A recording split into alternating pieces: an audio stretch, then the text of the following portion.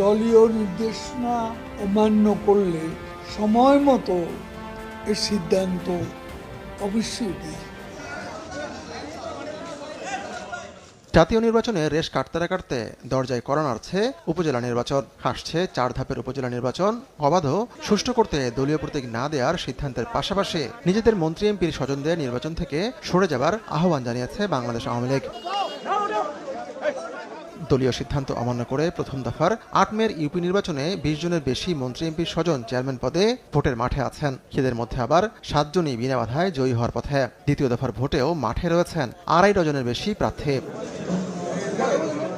বুধবার ধানমন্ডিতে আয়োজিত সংবাদ সম্মেলনে ঘুরে ফিরে আসে সারা দেশে মন্ত্রী এমপির স্বজনদের নির্বাচন থেকে সরে না যাওয়ার বিষয়টি। সাধারণ সম্পাদক জানান, দলীয় আদেশ অমান্য করলে সময় মতো ব্যবস্থা নেওয়া হবে। আনুষ্ঠানিক